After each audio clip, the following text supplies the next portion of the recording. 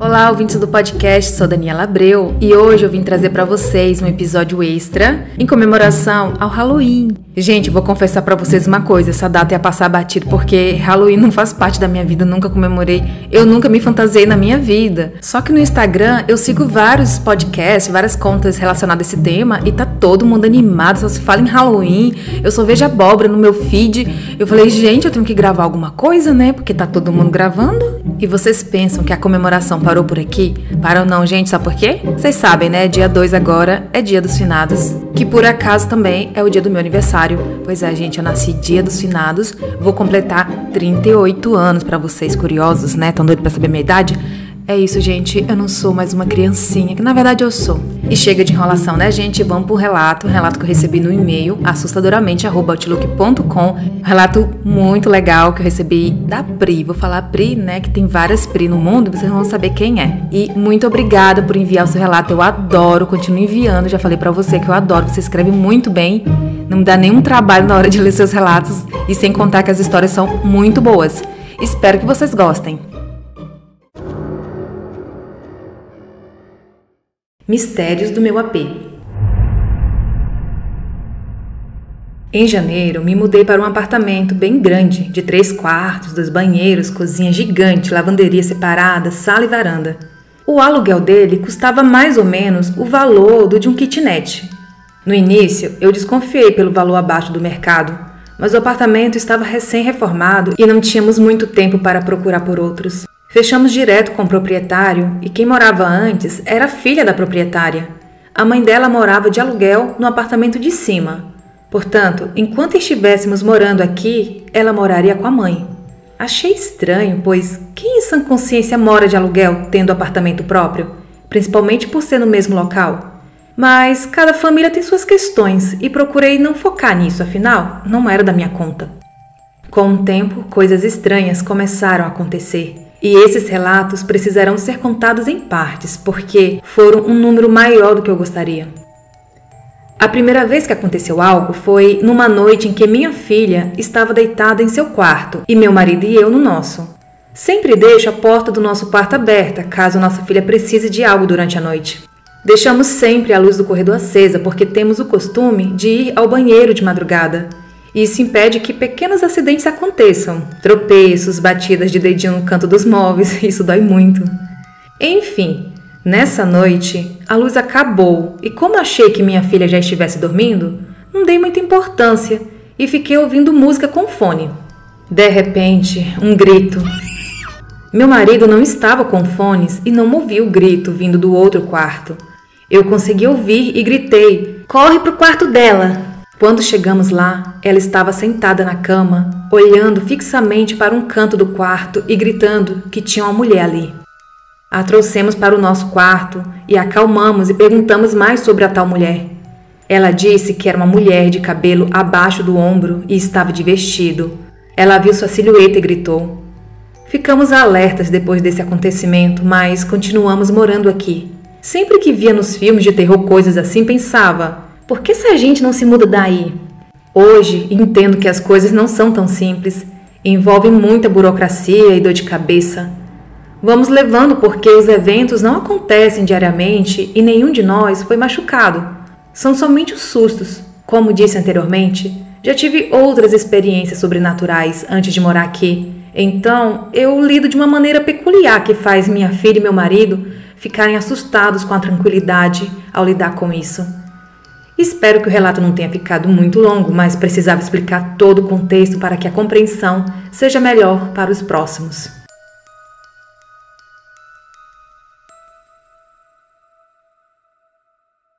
O segundo acontecimento foi num dia em que eu tinha acabado de acordar e, como de costume, fui ao banheiro fazer minha higiene pessoal. Antes de chegar ao banheiro, que fica no final do corredor, preciso passar pela porta do quarto da minha filha. E ao passar por ali, senti um calafrio e percebi uma presença forte que estava bem na entrada do quarto, que bufou alto. E como eu ainda estava sonolenta, disse: "Não começa a me perturbar logo de manhã não? Vai embora daqui?" Depois que cheguei ao banheiro, fiquei rindo de mim mesma por responder assim ao espírito.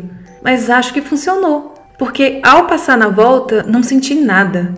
Dias depois, aconteceu outra coisa. Meu marido tinha ido até a lavanderia retirar o lixo para levar para a área do condomínio destinada a isso e depois ir ao mercado. Eu estava lavando louça e logo após ele sair, ouvi um barulho de algo de plástico caindo. Pensei, deve ser a pá que ele deve ter deixado recostada na parede e caiu. Eu só estranhei porque minha filha veio do quarto dela correndo perguntar que barulho era aquele. O quarto dela fica bem distante da lavanderia e seria impossível ela ouvir, já que estava assistindo vídeos e o barulho não tinha sido alto. Achei que tivesse sido suficiente para ouvir somente ali na cozinha.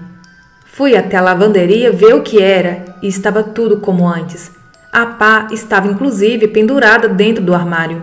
Fui até a cozinha para ver se não seria então algum pote de plástico que pudesse ter caído por ali e eu tivesse confundido, mas nada.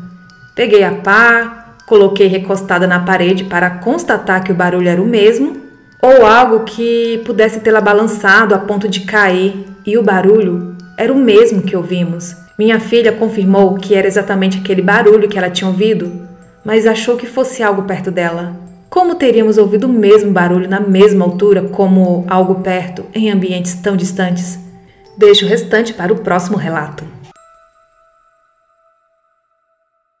Aos fins de semana, a minha família costuma fazer um acampa dentro, que é como um acampamento, só que dentro de casa.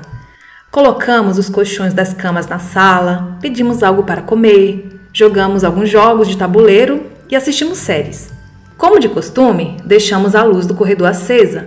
Meu marido e minha filha já estavam dormindo e eu estava meio que pegando no sono. De repente, comecei a ouvir um assobio que vinha do final do corredor.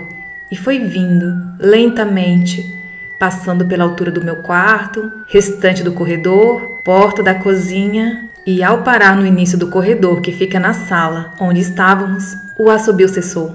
Era como se aquele espírito não soubesse que estávamos ali e quando nos viu se assustou e parou de assobiar. Eu fiquei olhando para o local e tudo se transformou em um silêncio assustador. Fechei meus olhos e senti como se minha alma quisesse sair do meu corpo, como aconteceu no relato 219, como se minha alma quisesse comunicar com aquele espírito. Agora, enquanto escrevo, deitada no sofá da mesma sala, senti o toque de uma mão sobre a minha cabeça, junto com um forte arrepio na mesma área e um cheiro forte de incenso. Sei que muitos podem não acreditar, mas garanto que cada palavra é a descrição real dos acontecimentos. Continuando, eu me forcei a abrir os olhos para não permitir que isso acontecesse, pois estava com muito medo e consegui dormir a seguir. Alguns dias após o acontecimento do assobio, tive a experiência mais real e assustadora de toda a minha vida. Eu estava dormindo no meu quarto e minha cama estava do lado oposto ao da porta, mas ainda dava para ver um pouco do corredor. Acordei sem motivo algum, no meio da madrugada. Olhei no relógio e marcava 3h07. Como boa espectadora de filmes de terror, me lembrei que esse é um horário conhecido por acontecerem muitas coisas sobrenaturais. Meu olho ficou fixo no corredor e vi uma mulher caminhando. Na hora, eu pensei, meu Deus, invadiram meu apartamento. Mas como que no mesmo instante, eu percebi que não era algo natural. Não era algo acontecendo aqui nesse mundo. Pelo menos, não nessa dimensão. A mulher caminhava pelo corredor com uma expressão confusa, como se não entendesse como e por que estava ali. Ela andava caminhando devagar e olhando para os lados e para cima como se tentasse entender. Fui acompanhando ela, passando pelo corredor. Ela era como minha filha tinha descrito no episódio que aconteceu em seu quarto. Cabelos abaixo do ombro e parecia de descendência japonesa. Fiquei encabulada pensando quem seria aquela mulher e pensando que talvez ela tenha morado aqui antes da gente. Uns poucos dias após, uma vizinha que mora no apartamento de baixo bateu aqui na porta oferecendo produtos de Minas Gerais. Eram queijos, biscoitos, goiabadas, tudo artesanal. Ficamos conversando e comentei que tínhamos mudado fazia pouco tempo. Ela me olhou nos olhos, olhou para todo o ambiente e disse: eu conheci a senhora que morava aqui antes de vocês. Era a dona Ana, uma pessoa de coração muito bom. Não lhe perguntei mais nada a respeito, mas percebi um sentimento de pesar naquela frase, como se a tal dona Ana tivesse falecido. Não quis ser inconveniente e nem sair falando sobre minhas experiências sobrenaturais com alguém que tinha conhecido naquele momento e que eu sequer sabia se acreditaria ou não nisso e me taxaria de louca. Apenas me calei e fiquei com isso na mente. Depois dessa última experiência tão assustadora, passamos alguns dias mais tranquilos. Até que num dia, enquanto eu dormia, senti um cheiro podre muito forte em todo o quarto. Até chamei a atenção do meu marido, achando que ele tinha soltado um pum. Ele resmungou algo como: "Para de me culpar por tudo, eu não soltei pum." Eu estava com muito sono, voltei a dormir e novamente aquele cheiro insuportável de podre. Não era realmente um pum, era como se algo morto e podre estivesse ali. De olhos fechados ainda, eu resmungava e fazia caretas de nojo, até que eu percebi que não conseguia acordar. Não conseguia abrir meus olhos, mesmo estando consciente. Pedi a Deus para me mostrar onde aquilo estava, porque eu sabia que não era um espírito comum. Era algo ruim. Não era como antes. Parecia com a vez que algo bufou na porta do quarto da minha filha, só que agora com aquele cheiro horrível. Eu vi o quarto inteiro na minha mente exatamente como estava, e o encontrei, de frente para os pés da minha cama. Era uma forma preta e parecia que tinha saído do esgoto, meio gosmento e úmido. Eu mandei ele sair dali e não voltar mais, e sumiu. Quando ele sumiu, consegui abrir meus olhos e no mesmo instante meu marido também acordou. Ele disse que tinha um cheiro horrível no quarto e eu contei a ele do que se tratava. A essa altura, você deve estar pensando: não é possível que essa pessoa tenha experimentado tudo isso. Mas sim, experimentei mais coisas do que imaginei que conseguiria. Sei que tenho mediunidade, mas nunca estudei a respeito por conta da minha religião. Entendo que minha religião não me dará todas as respostas e, por esse motivo, vou iniciar um estudo com livros e vídeos sobre espiritismo para ver se consigo lidar com essas coisas de uma maneira melhor. E você pensa que parou por aqui? Numa sexta-feira, estava faxinando a casa e, enquanto lavava a varanda, ao pegar a última água para o enxágue, notei que no meu corredor tinha algumas gotas de um líquido preto, parecido com lama, mas com uma textura diferente, como se ela tivesse diluída. Fui seguindo o rastro do líquido misterioso e percebi que ele tinha início exatamente na entrada do quarto da minha filha. Porém, dentro do quarto estava tudo limpo.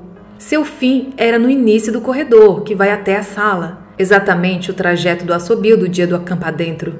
Toquei no líquido e percebi que ele não tinha cheiro nem textura. Era impossível que fossem respingos do recipiente que eu estava usando para lavar a varanda, porque eu estava pegando água na cozinha. Em momento algum eu passei pelo corredor. Minha filha estava na escola e meu marido no escritório, ou seja, não teria como eles terem feito aquilo. Alguns meses depois, eu estava lavando a louça e, como de costume, emborquei as panelas na pedra da pia para escorrerem. Lavei a panela de pressão e fiz o mesmo. As panelas de pressão geralmente têm uma parte mais alta que faz com que fiquem em falso, facilitando que se movam de um lado para o outro, caso sejam esbarradas ou empurradas. Como minha pia é bem grande, deixei a panela longe de onde estava, pois tinham outras a serem emborcadas e assim otimizaria espaço. De repente, ouvi um barulho como se alguém tivesse empurrado a panela. E ela começou a mexer de um lado a outro, ficando assim por um tempo até parar completamente. Eu olhei para a panela e disse: "Você pode andar pela casa inteira, mas essa cozinha agora é minha." Claro que eu senti um medinho, mas eu achei que esse espírito estava ficando muito audacioso ao mexer nas minhas coisas. Percebi que minha filha estava levantando várias vezes durante a madrugada para lavar as mãos. Eu acordava com o barulho da água corrente e ia até lá ver. E a encontrava de olhos fechados e lavando as mãos freneticamente. Eu a colocava de volta na cama e ela voltava a dormir. Achei que fosse coisa da idade, afinal, ao pesquisar, vi que sonambulismo é comum na idade em que ela está. Acontece que esse sonambulismo ficou bem assustador num determinado dia.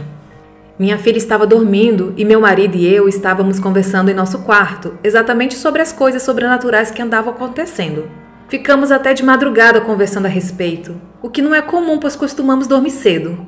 Me levantei, fui ao banheiro e, ao passar pelo quarto da minha filha, que estava com a porta aberta, dei uma olhada nela e logo que estava saindo, ouvi uma voz baixa, como se alguém estivesse contando um segredo.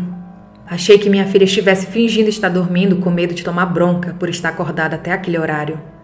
Então, entrei no banheiro e continuei escutando aquela voz, bem baixinha. Chamei meu marido e pedi para ele olhar se nossa filha estava acordada. Nesse momento, antes mesmo de ele chegar ao quarto, ela começou a gargalhar muito rápido e sem pausas. Ela simplesmente não parava. Eu ouvia meu marido falando com ela, tentando acordá-la, mas ela continuava dormindo e gargalhando. Fui até o quarto e ele estava debruçado sobre ela, ainda tentando fazer com que ela parasse, mas ela continuava com aquela gargalhada sinistra. Disse a ele: "Pega ela no colo e leva para o nosso quarto agora." Ele a levou e eu fui atrás. Chegando no quarto, ele ficou de um lado da cama com ela nos braços, enquanto ela ainda estava gargalhando sem parar. E eu estava do outro lado da cama. Comecei a chamar por ela, tentando acordá-la. E quando ela abriu os olhos, o primeiro lugar para o qual ela olhou foi para algo atrás de mim. Seu olhar era tão sinistro quanto sua gargalhada. A deitamos em nossa cama e meu marido foi até seu quarto para orar a fim de retirar qualquer coisa que estivesse por lá ainda. Naquela noite, dormimos todos grudados.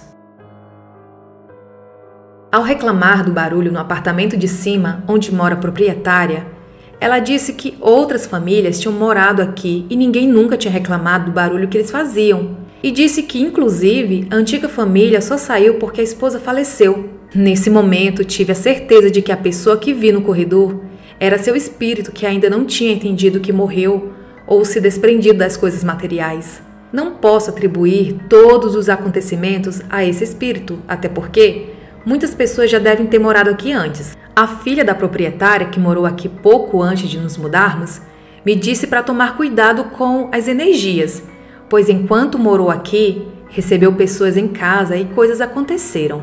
Ela foi bem vaga, não contou o que tinha acontecido, mas fez esse sutil alerta que me fez entender então o motivo de sua saída do imóvel.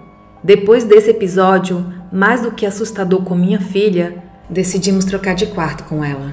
Mudei os móveis de um quarto para o outro, troquei os guarda-roupas. Isso faz uns 4 dias e desde então eu acordo de madrugada lavada de suor, mesmo com a temperatura aqui em São Paulo de 14 graus e apesar de dormir com o ventilador praticamente na cara.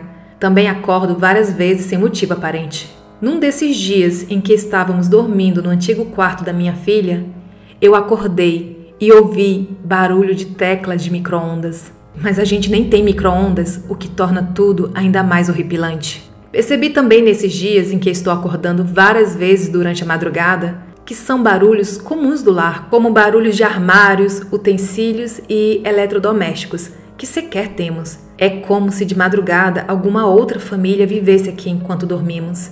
Bom, esses são os relatos até agora. Vamos ver se mais alguma coisa vai acontecer. Caso aconteça, volto aqui para contar para vocês.